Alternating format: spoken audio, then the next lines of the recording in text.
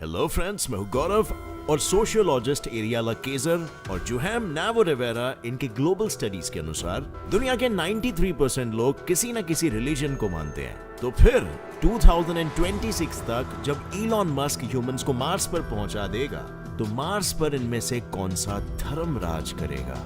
क्योंकि national crime records bureau की report के अनुसार तो पिछले साल लॉकडाउन होने के बावजूद भी इंडिया में 875 रिलीजियस वायलेंस के केसेस रजिस्टर हुए थे। तो क्या ये रिलीजियंस स्पेस को बख्शेंगे? बट वेट, मार्स पे जाना तो सिर्फ साइंटिस्ट और अमीर लोग ही अफोर्ड कर सकते हैं, जिनको रिलीजन से एज सच कोई वास्ता रखना नहीं पड़ता। तो जब सिर्फ साइंस और पैसा ही मार्स पर जाने वाला है, तो आपको नहीं लगता कि बिना रिलीजन के मार्स की दुनिया अर्थ से ज्यादा खुशहाल होगी?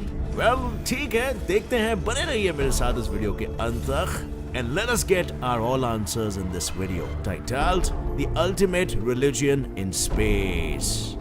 साल 2050, जैसे कि university of New South Wales के प्रोफेसर सर सेरकिन साइदाम ने कहा था, हम मार्स पर एक कॉलोनी बसा चुके हैं और मार्शियन प्रेसिडेंट अपनी बालकनी से पूरी कॉलोनी पर नजर रखे हुए हैं। सब कुछ एकदम पीसफुली ही चल रहा था कि तभी मार्शियन सिटी में लाउड स्पीकर्स पर एक सूचना बजने लगी कि पॉसिबली मार्स पर एक क्राइसिस खड़ी होने वाली है, क्योंकि जो कार्गो स्पेसशिप अर्थ से मार्स की ओर राशन लेके निकली थी वो किसी खराबी के चलते अपने रास्ते से भटक चुकी है। मार्शियन प्रेसिडेंट की तो ये खबर सुनते ही पैरों तले जमीन खिसक जाती है। अगले 6 महीनों तक बिना राशन के इस कॉलोनी का गुजारा कैसे होगा, और वो कैसे कॉलोनी में पैनिक क्रिएट होने से रोकेगा? क्योंकि ये खबर कॉलोनी में आग की तरह फैलती है और वहां पर भगदड़ मचनी शुरू हो जाती है।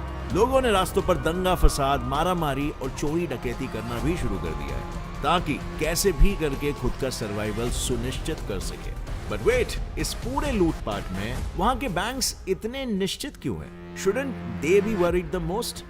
Well, actually no, not really।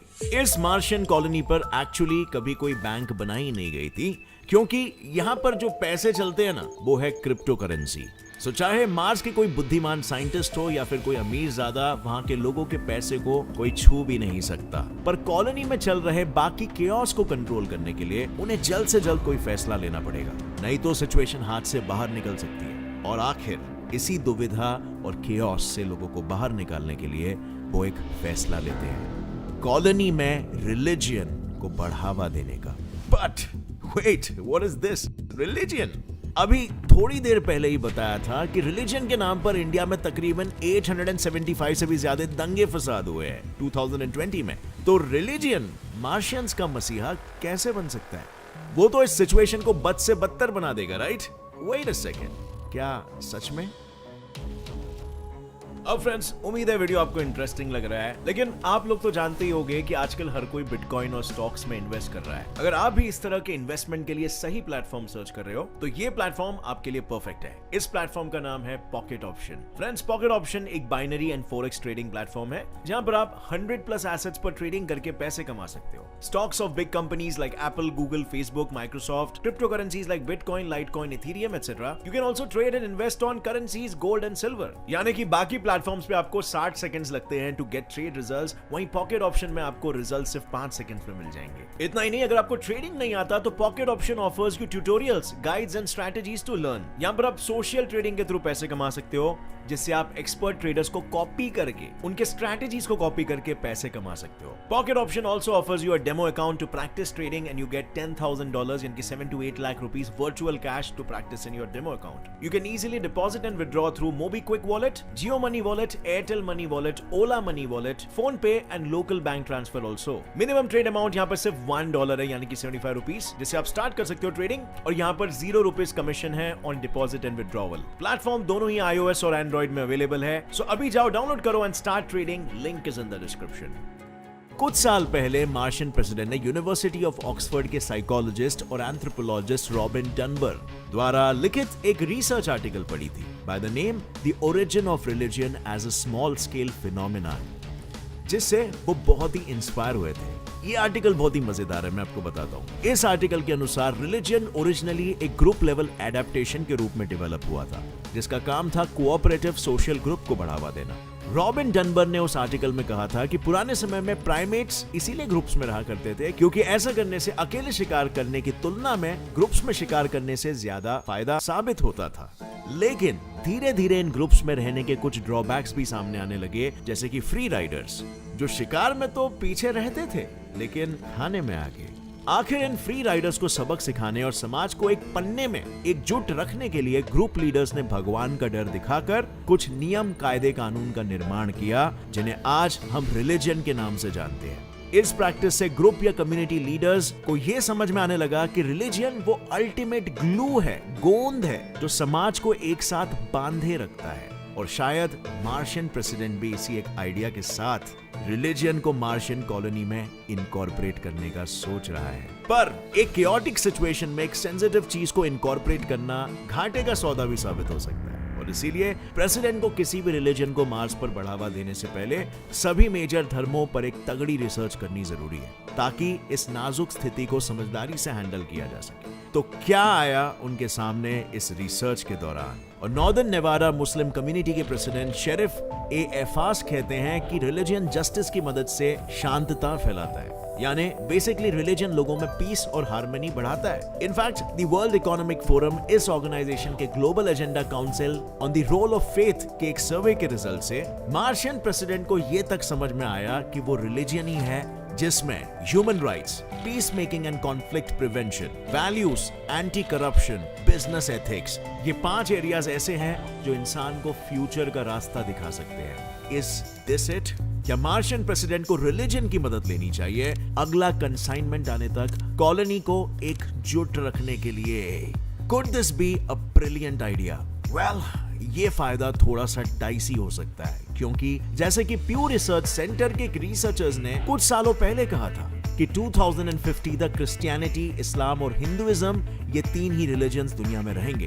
और प्रॉब्लम इसमें यह है कि ये तीनों रिलीजन्स अलग अलग मान्यता और नियमों को मानते हैं। मिसाल के तौर पर सबसे बड़े वर्ल्ड रिलीजन क्रिश्चियनिटी में इवेंजेलिकल्स, जो क्रिश्चियन रिलीजन के कोर बिलीवर्स होते हैं और अमेरिका के 1/4 आबादी को कॉन्स्टिट्यूट करते हैं, वो स्पेस प्रोग्राम को सपोर्ट ही नहीं करते, क्योंकि उनके लिए स्पेस ट्रैवल का विचार करना भी उनके बिलीफ्स के खिलाफ है। इनफैक्ट जब गैलीलियो ने अपनी पहली थियरी प्रपोज की थी कि सन अर्थ के अराउंड नहीं बल्कि अर्थ सन के अराउंड रिवॉल्व करता है, तब बाइबल में लिखा हुआ अर्थ यूनिवर्स का सेंटर है, इसी सिद्धांत पर सवाल उठने लगे और इसीलिए गैलीलियो को चर्च ने हाउस अरेस्ट की सजा दे दी। तो अगर फिर से उनका कोई सिद्धांत गलत निकला तो मार्स पर और ज्यादा केओस मच सकता है, और ये तो मैं सिर्फ एक ही रिलीजन की बात कर रहा हूँ। इसके बाद आता है इस्लाम, यानी दुनिया का 2nd लार्जेस्ट रिलीजन। इस्लाम में माने जाने वाले कुरान के चैप्टर 1 वर्स 2 के अनुसार अल्लाह ही तारीफ के हकदार है, क्योंकि उन्होंने दुनिया को बनाया और संभाला है। साथ ही कुरान के चैप्टर 41 वर्स 9 में ये भी लिखा हुआ है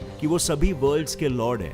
अब इन 2 स्टेटमेंट से ये काफी पता चलता है कि इस्लाम अर्थ ही यूनिवर्स का सेंटर है और सब कुछ है, ऐसा सब कुछ नहीं मानता, which means there is some good hope। पर तीसरा मेजर रिलीजन यानी हिंदुइज्म इन सब में कहां पे स्टैंड करता है? वेल, एंशिएंट हिंदू टेक्स्ट जैसे कि ऋग्वेद और अन्य वैदिक ग्रंथ ऑलरेडी ऑल्टरनेट कॉस्मोलॉजिकल थियरीज और क्यूरियस क्वेश्चन से भरे हुए हैं, और उनमें लिखा गया है कि हिंदुइज्म में माने जाने वाले 33 मिलियन गॉड्स एक्चुअली अलग अलग प्लैनेट्स को रिप्रेजेंट करते हैं। ऊपर से हिंदुइज्म सिर्फ स्पेस को ही नहीं तो मल्टीवर्स के कॉन्सेप्ट्स को भी मानता है। यानी अगर कोई रिलीजन साइंस और स्पेस एक्सप्लोरेशन को सबसे ज्यादा बढ़ावा देता है तो वो है हिंदुइज्म। तो क्या यही है the right choice for Mars? और क्या मार्शियंस अपने प्रेसिडेंट के इस रिलीजन को लाने के आइडिया को सपोर्ट भी करेंगे? क्योंकि किसी भी बात को मान्यता देना और किसी आइडिया का पालन करना, इन दोनों में बहुत ही फर्क होता है। और इसी बात की चिंता मार्शियन प्रेसिडेंट को भी सता रही है कि अगर इन तीनों रिलीजन्स में से किसी भी एक रिलीजन को स्पेस में चुना गया तो बाकी रिलीजन्स हो सकते हैं उसे एक्सेप्ट ना करें। पर एक सिविलाइज्ड कम्युनिटी के लिए हमें रिलीजन की जरूरत तो है, तो क्या है आखिर इसका अल्टीमेट सॉल्यूशन? और कौन सा धर्म बनेगा the ultimate religion in space? Well, इसका जवाब होगा the new religion, the Holi Cosmos. जब मार्शियन प्रेसिडेंट रिलीजन्स पर अपनी रिसर्च कर रहे थे, तब उन्हें 1970 में यूसी डेविस यूनिवर्सिटी के साइकोलॉजी प्रोफेसर एल्बर्ट हैरिसन द्वारा लिखी एक बुक मिली थी, cosmos, the story of cosmic evolution, science and civilisation. इस बुक को पढ़ने से प्रेसिडेंट को आखिर ये समझ में आया था कि स्पेस में अर्थ पर चलने वाले कोई रिलीजन नहीं चल सकते। पृथ्वी के एटमॉस्फेयर के बाहर सिर्फ एक ही रिलीजन चल सकता है, और वो है दी होली कॉस्मोस, जिसका कोर बिलीफ सिर्फ और सिर्फ एक है, सर्वाइवल और ह्यूमंस के स्पेस एक्सप्लोरेशन का पोटेंशियल जानना। और इसीलिए प्रेसिडेंट ने यह सोचा कि यही वो रिलीजन बन सकता है जो गोल्डन रूल ऑफ रेसिप्रोसिटी को भी फॉलो करेगा, जिसका मतलब है कि दूसरों को ऐसे ट्रीट करो जैसे आप खुद को ट्रीट करने की अपेक्षा रखते हो। यानी अगर इस बेसिक रूल के साथ चले तो ये रिलीजन टॉलरेंस, रिस्पेक्ट, अंडरस्टैंडिंग और रिकंसिलिएशन इन सभी वैल्यूज को प्रमोट करेगा। Isn't that great? And that is it. With this idea, president इस बड़े पैमाने पे होने वाले मिशन को एग्जीक्यूट करना शुरू करता है अपने मार्केटिंग मॉडल्स के थ्रू। अब फ्रेंड्स, मैं आपकी राय जानना चाहूंगा प्रेसिडेंट के इस डिसीजन को लेकर। क्या आपको लगता है ये एक सही डिसीजन होगा? और ऐसा रियलिस्टिक सिचुएशन अगर क्रिएट होता है तो फिर रिलीजन इसमें कोई हेल्प का हो पाएगा या फिर नहीं? अगर आपने sapiens a brief history of human kind book पढ़ी होगी तो उसमें लिखा है कि फिक्शन की वजह से ही हम ह्यूमंस आपस में आ सके, आपस में यूनाइट हो सके। So religion definitely acted like as a glue to the society. और ऐसा ही एक फिक्शनल कॉन्सेप्ट रिलीजन बेस्ड क्या हमें स्पेस में भी लगेगा? और क्या एल्बर्ट हैरिसन का ये रिलीजन और उसमें कुछ मॉडिफिकेशंस करके क्या ये हमारे यूनिफिकेशन के प्रॉब्लम का सलूशन बन सकता है? तो कमेंट्स में नीचे मुझे अपनी राय बताना। और खैर, ये स्टोरी आपको कैसे लगी?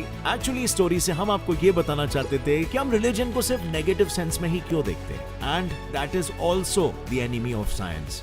लेकिन अगर हमें मार्स को कॉलोनाइज करना है तो हमें साइंस और पैसों के अलावा रिलीजन की भी जरूरत पड़ सकती है। ये रिलीजन ही वो धागा है जो हमें एक दूसरे से बांध के रखता है। हाँ, इसमें कुछ नेगेटिविटी, सुपरस्टिशंस और मिसलीडिंग मेंटल मॉडल्स जरूर है, बट हमारी प्रॉब्लम तो उनसे है ना, रिलीजन एज अ होल से नहीं। सो अगर इस वीडियो से आपको कुछ भी नया सीखने मिला तो एक लाइक जरूर ठोकना। Gets it fly science channel को भी सब्सक्राइब करो और बेल नोटिफिकेशन दबाओ, क्योंकि ऐसे इंटरेस्टिंग और यूनिक वीडियोस आपको यहीं पर देखने मिलने वाला है। With that said, as always, stay curious, keep learning and keep growing. Jai Hind.